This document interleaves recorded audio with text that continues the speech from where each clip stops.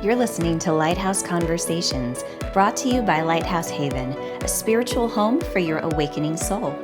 Lighthouse Conversations is a show where awakening souls gather to be inspired, connected, and enlightened.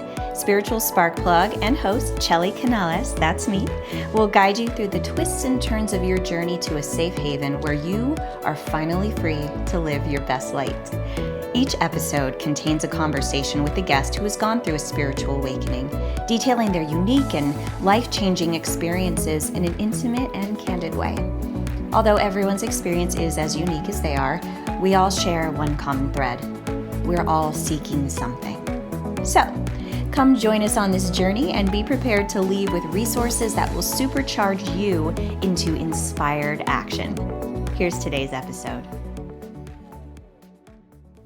Hello, my awakening souls. It's been a little while. I'm sorry it's taken me a minute to get new episodes out to you, and I just have so many good ones. I'm so excited to share them with you. I have the pleasure and the honor of talking with the most incredible people, and I just can't wait to share their stories with you. Life has been a little bit up and down, a little bit full, a little bit, I guess, a lot full, and a lot of questioning as well.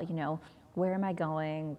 What's happening with my company? What do I truly want to put out into the world that's authentic to me? And I found a little bit of a block here or there, just trying to figure out what that resistance is about. But back today, new episode. I'm introducing you to an incredible woman, Gina Christiano. She's one of a few women that I've interviewed for this podcast that I met at Rebecca Campbell's Rise Sister Rise retreat at Omega Institute last year. Rebecca's books have been so transformational, and this retreat in general seemed to just activate so many souls and help them be on their life's path and purpose. And it's been really beautiful to see over the past year what incredible healers and authors and teachers these women have become. They've just stepped into the light.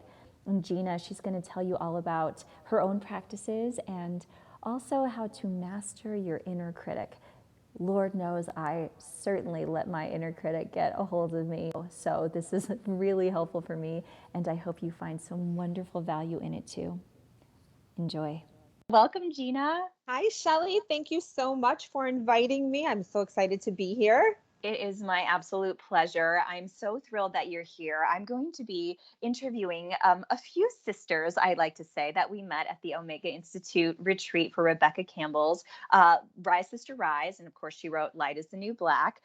You're the first one in the series, and I'm so thrilled to have you on here because your story is so incredible. You've used the various awakenings you've had in life to guide you on this path of being a healer, being a teacher, being a community builder. And I can't wait to dive into your story. So for the viewers at home, or the listeners at home, if you will, can you just talk us through, I guess, a history of your awakening process? Sure. So my awakening actually began when I quit my corporate job a few years ago. Mm-hmm. I was in the banking industry and worked in a man's world for, a lot of years. And I just worked for this man who was very much a misogynist and very led by ego. And I had been going through a lot of trauma during my life as it was, but I was living on autopilot primarily and working 16 to 18 hours a day in corporate America. And so he said one thing to me that just triggered, and I walked out.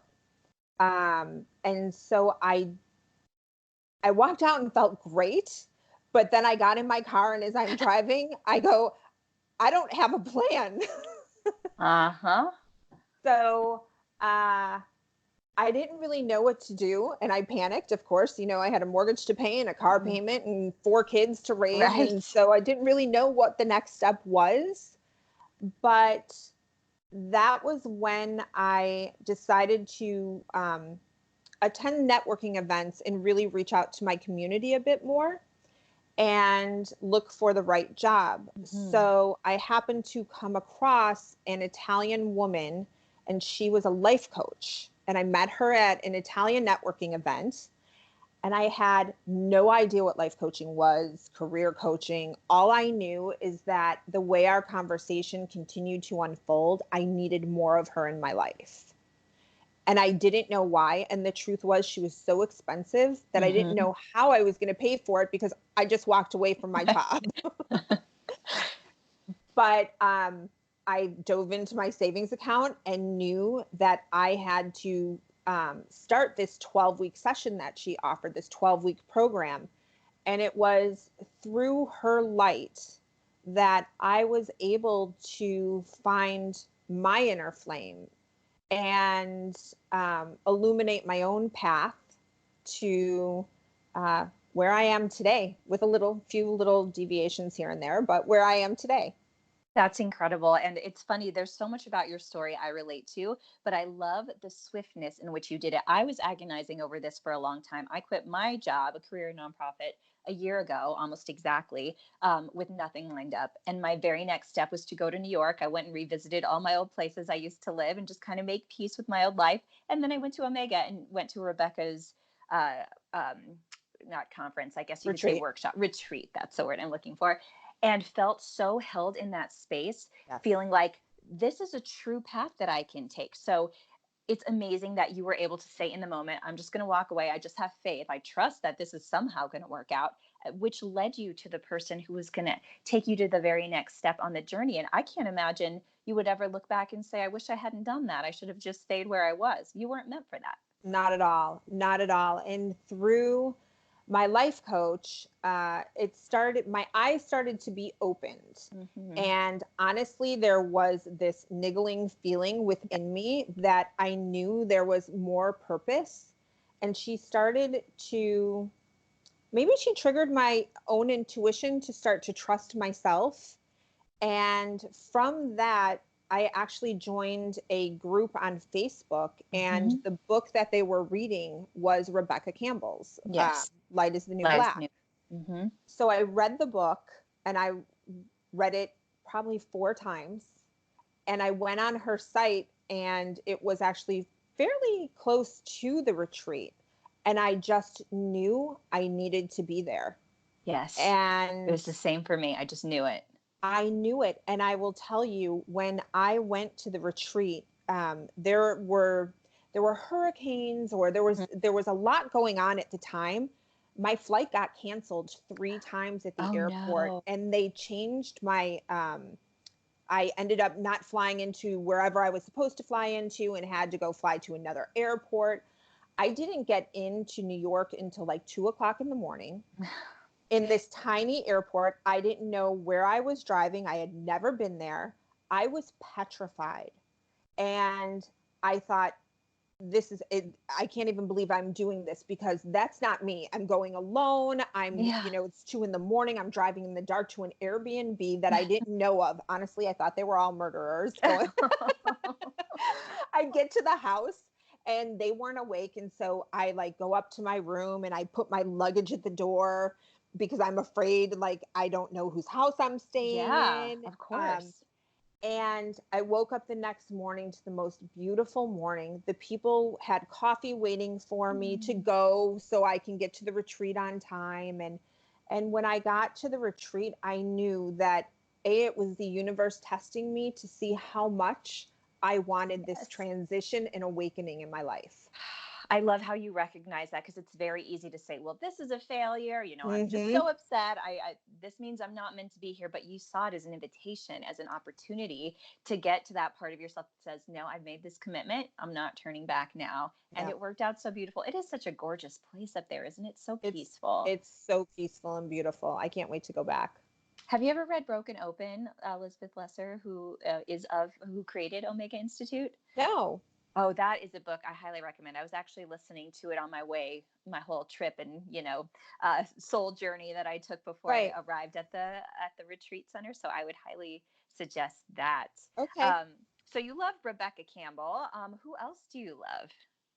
I love Louise Hay. Yes. Oh, Yeah, she also is one. I had one of the books out here.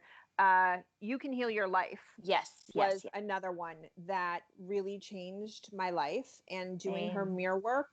And Yes. learning to love myself was the biggest switch I made because I was an only child. And I think I mentioned before, my father Hmm. had died at the age of Right. 11, and I had a single mom who really struggled.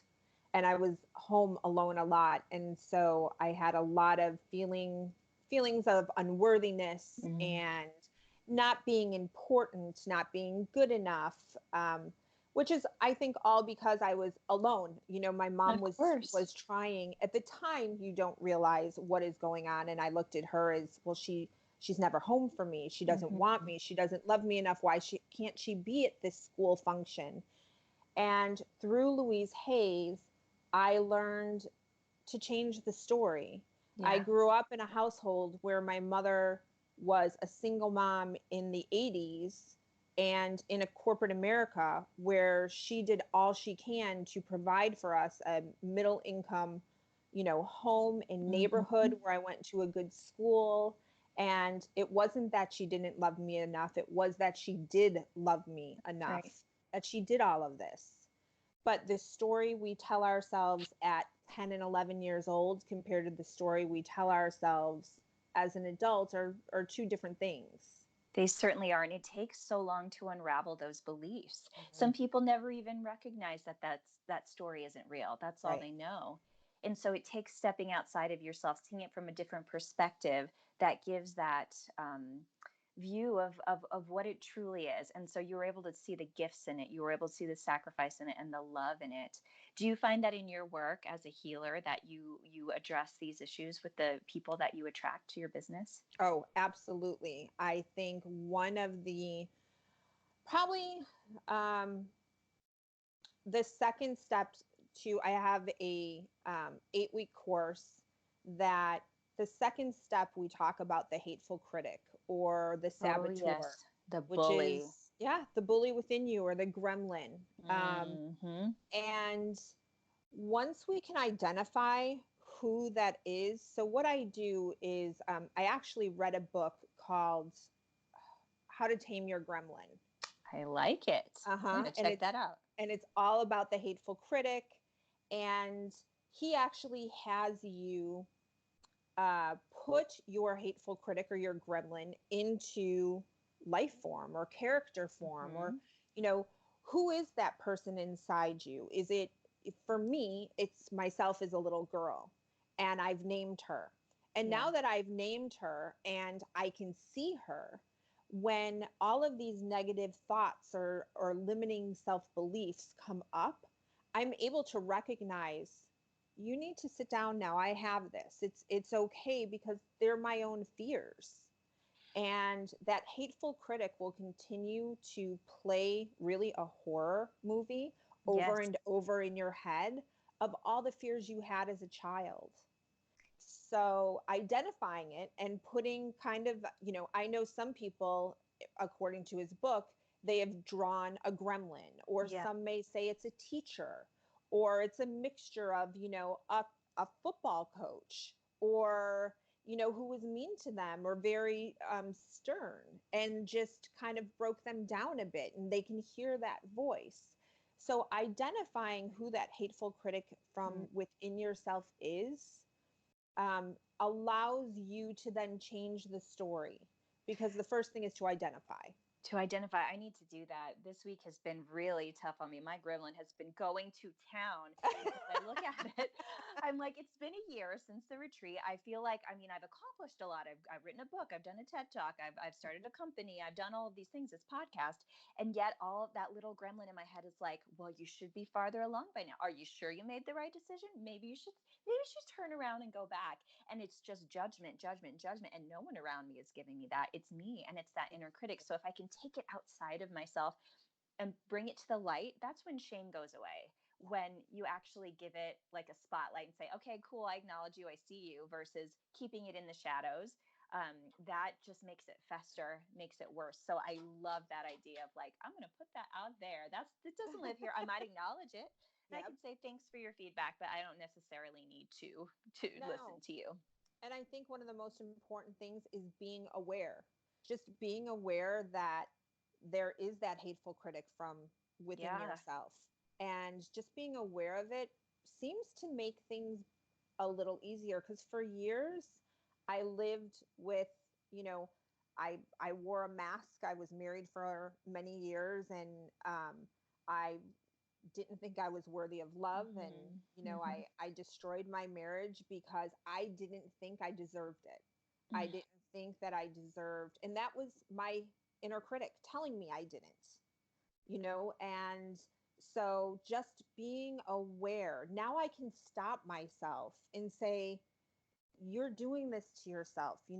Write down what that inner critic is saying, and then I go back to the first time I ever felt that feeling. Yeah. You can remember.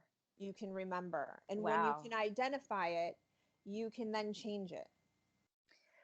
I find the more I try to like peel back the layers, sometimes it's a really clear memory and sometimes it's just like a fuzzy mess. And I don't know if I'm purposefully like repressing it because I don't want to experience it. Mm-hmm. But I guess journaling might be a good way to get there. Do you have any other suggestions of like how to Oh, get to the root? yes. So journaling for sure. I am a huge advocate. The first thing I tell clients, which isn't even like one step into my course yet, but we talk about the importance of journaling. I journal every day, if not multiple times a day, and also having a good list of questions to ask yourself. Sometimes you'll just do intuitive writing, which is great, but sometimes you need a little bit of a push and those deeper questions that will move you along. So definitely journaling, meditation. The other thing that I do with my clients is I have them write a list of 100 things that brings them joy and lights them up. I love that. And Gratitude is everything, right? it doesn't have to be anything that costs anything. It could be but it also could be, I love fresh sheets, white crisp linen sheets, like the smell of linen on my sheets. I love a cup of coffee. And I'll tell you, I'm talking about the coffee, and then the other thing is I love my dogs. So before I had written this list, I would get up in the morning and make my coffee. And then I would go and throw laundry in the washing machine, or I'd make the kids their lunches, and I would do things. By the time I got back to my coffee, it was cold. Then I'd put it in the microwave. I'd go now, oh, the dishes need to come out of the dishwasher. I should answer that email, or whatever it is, get ready for work. I'd go back to the coffee and it's cold again. So Every day. Why would I deprive myself of something that made me so happy? Because it was on my list of 100 things that made me happy, and it was in the top 5. Wow. And so that is transformative, just to make time for that hot coffee every day, because that says to you, you're worth it. I love you. Yes. You can have these nice things, and it doesn't cost anything, and it doesn't No. take too much time. I mean, 10 minutes to savor a cup of coffee is so doable. Right. And it sets the tone for your day when you wake up in the morning and you give yourself something. So I love to take a few minutes to meditate. Yeah. I do the first few things on my light up list that make me happy. I love to walk my dogs. I love to, have my coffee without interruptions. I don't need to look at my emails. I just need to be present with where I am at right this moment. And I journal. And then I'm starting my day off happy. It's kind of like, you can't bring me down at this point, because I'm now really happy at, 6:30 a.m. Yeah. Yeah. So that's how I start my day. And that's what I tell my clients to do. And it's a life-changing thing. It The is the smallest life-changing thing. thing. I want to know about your meditation practice. So I kind of go back and forth between guided meditations and listening to affirmations and trying to get in that zone, and then just having the space to listen. Because I understand that prayers, when you ask the question, meditation is when the answers come, because you're allowing yourself the space. What do you prefer? I love guided meditations. I was never a person who could meditate prior to going to Omega. Yeah. And I tried. I'd fall asleep. It never failed. It's a Which tough isn't a bad thing either. I mean, if it relaxes you, that's right. good. So the guided meditations work really well for me. Now, over the last year of doing them, I now can hear someone's guided meditation in my head and guide myself. Nice. And I do find a lot of clarity in my meditations. There's days I'll go and do a 45-minute one if I'm really feeling that I need to just lay things on the altar and let it out and be supported by, my guides, my angels. Yes. And other times, maybe it's only 10 minutes or 5 minutes. I mean, it doesn't take much to just be present with yourself and aware of where you are at this moment. And I feel like if we each took the time, when we all say we're too busy, well, I guess when you're too busy to meditate is when you really need to be meditating. I Absolutely. know that's the truth. And I find myself spiraling and the anxiety comes and all of that. And it's like, no, truly, just sit down for 5 minutes and just let some soothing voice walk you through something that will clear your energy centers or just take you to another location in your brain. I like to do, well, my company's called Lighthouse Haven. And so part of my workshop, the retreat I did, and it'll be in future workshops, is I have a lighthouse meditation where you kind of clear the clutter from your third eye so that you can get that clear vision, and a haven meditation, which is in the heart. So, that's the place where you can rest and be loved and fill your cup. And you don't need anybody else to tell you you're worthy. That's your space to Yeah. come and get that. Your guides can come, your source can come, your God can come. And I think I always look at my stuff. I'm like, why don't you do that every day, Joe? Like, Yeah. you have You these need great to do it every tools. day. And I do other people's meditations in short ones, but my devotional practice and my meditation practice can definitely increase right now. And the busier I get trying to build this company, the more I need to stick to it, because that's the basis of it. So I want to know about you keeping up your practice while you're holding space for other people and guiding them. Yes. I definitely take my time out every day to do, like I said, my journaling, my meditation. Uh, there are some days where things get a little ragged. Those are non-negotiables. The meditating Mm-hmm. and the journaling are non-negotiables in my life. However, there are times where I don't go inward enough because I'm too busy giving. Yes. And Mm-hmm. um, it's then that, even social media, sometimes I feel that takes a lot out of, Yes. your day and energy. And I know I do it for business, or I do distance Right. healing with Reiki, and I'm Mm-hmm. giving, giving, giving, but I'm not filling up my own well. And so then I shut off for a few days. I shut off That's good. and I regroup. And I'll notice my social media goes down a little bit, the numbers, but I have to get out of that ego mindset and be like, that's not what I'm talking about, is how many people I have on Right. Instagram. Exactly. I have a message. And if I feel that I need to go inward um, to get back with the present moment and to receive from source, Yep. then that's what I need to do. And I'm definitely doing it. I have an analogy that I talk to when I Mm-hmm. talk with people about, if you think of yourself as a crystal vase, and this crystal vase has beautiful flowers and it's filled with water, but everyone around you needs water in their vases because their waters are going to die. And you start to give, your friends some water, and your family and Mm-hmm. your career and, whatever it is. And all of a sudden you have no water left. And this beautiful crystal vase is leaning on its end, tipped over all the way. And you give your last bit of water to someone else without ever, replenishing. That crystal vase is going to break. It's going to I know. shatter everywhere. And, Perfect analogy. but if you take that vase and you continue to replenish yourself, the water will overflow and everyone around you will be able to get that water because you are overflowing. So continue Yes. to replenish so that you can overflow with light, love, and happiness. And those around you will also um, reap the benefits of what you Yeah. sow, I think is the Well, analogy. yeah, and it's also you're giving them from a place of wanting to give versus resentment or being burnt out, and so Yes. it's better for the other people anyway. And I love the crystal vase analogy. It reminds me also of Lisa Nichols. I love her. One of my favorite quotes of her. She's a motivational speaker. She says, "You don't serve people from your cup; you serve them from your saucer." So it's again that Yes. feeling of overflow. And so Overflow. making sure society, one of the greatest lies that we've ever been told is that we're not allowed to take care of ourselves, first. We have to always give, give, give. And I've been operating like that my whole life, and I have been more depleted than I can possibly imagine. And I realized, even by setting up just a few boundaries, taking a little bit of time for myself, knowing when yes means yes and no means no, these Right. things are so essential to being able to play the long game, to be of service. Like, you're in service, I'm in service. We're here to help and to Yeah. give. And so if you're going to do that as a career, or even just as a human being, take care of yourself first. You're just such a wonderful example of that. And thank you for Thank you. shining your light Of on course. your teachings, because it's essential. Everybody Thank needs you. that.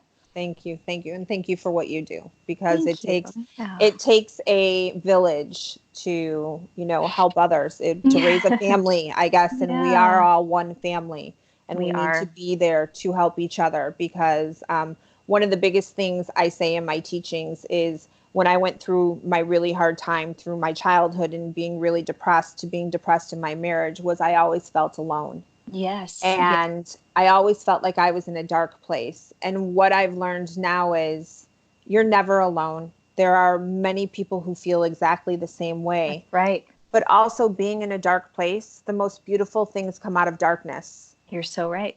And so being in that dark place doesn't mean you're alone. It just means that you're starting to grow. So, Yes, yes, yes, yes. And in my book, The ABCs of Awakening, D is mhm. for, okay, so I break a lot of rules about dictionary. Usually you describe one word, but I put a phrase in for D. I do that a lot in my book because I'm like, it's my book. I can do what I want. And I I make a love joke it. about it, of course. But D I have for Dark Night of the Soul. And it's that time when you're like on your knees, you feel like you've never been less connected to your source and Mhm. less connected to the people around you. And that, again, it's false, because if you did, say the thing to that person, you might get the help you need. Or if you did open your heart to the inspiration. And it's so hard because your emotions are real. What you're going through is not just made up. It's something that needs to be processed and worked through. But I know, being in that hole myself, I've never felt more alone in my life. And sometimes we're isolated so that we can learn the thing we're supposed to learn, and come to that conclusion on our own, and do the deep work where your soul has expanded so much that the vessel you've previously had can't contain it anymore, and you have to shatter that. And growing pains hurt. They They do do. hurt. They And do it hurt. doesn't stop. I mean, there's going to be times in our lives where it's going to keep showing up. You don't just wake up one day and say, I did it, I'm awakened, amazing. You No. just keep growing, and knowing that it's coming helps. That it The will work come. the work I do myself every single day. So Yes, whatever I teach, I have hard days too. And there's days absolutely. my hateful critic comes up and brings me down, that, it's hard for me to function. The difference is, it used to be hard for me to function for days. Yeah. Now it may be hard for me to function for 30 minutes before I can catch Wow. myself out That's of it. everything. And that's the difference of, I think, awakening, is there Hmm. are a lot of people who have anxiety and who are depressed, or they're overwhelmed, but they stay in this cycle for long periods of time because they don't have the tools or techniques. I am a lighthouse for people, Yes, you are. and I shine what I know, but I can't walk your path. Nope. I can only help you. I can guide you with the tools and techniques I have, so you can ignite your own inner fire, and then your path will be illuminated, and then you can walk your path, but I can't walk it for you. You can just stand there shining, like the I Anne can Lamott just quote. stand there shining. And it's funny, I named my company Lighthouse Haven. I've been I having, love it.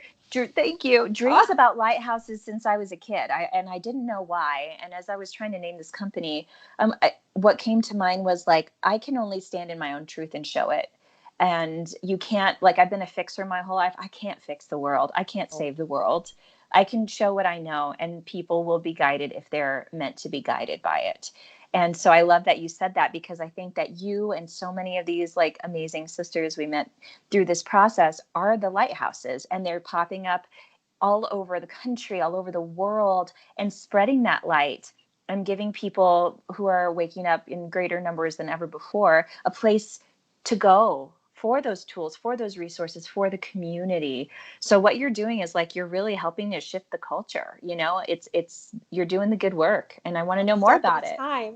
It's time. It's time. I want to know about your workshops, or your, you have a membership program coming up. Right. So I'm in the process right now of launching a membership program. It was going to be launching in October. However, I decided to take a month and go inward, and I'm going Yes. back to Europe Beautiful. to some sacred sites. Glastonbury. I'm going back to Glastonbury.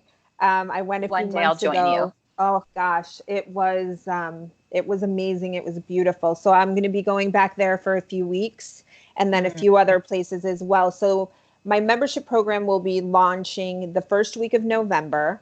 And really, what I wanted to do was have a safe place, a safe environment that is cost effective for people, because everyone deserves to not feel alone. Yes. And sometimes I look at the pricing of things and I think it's really expensive, but we all deserve that help and love, and to be held and supported by others.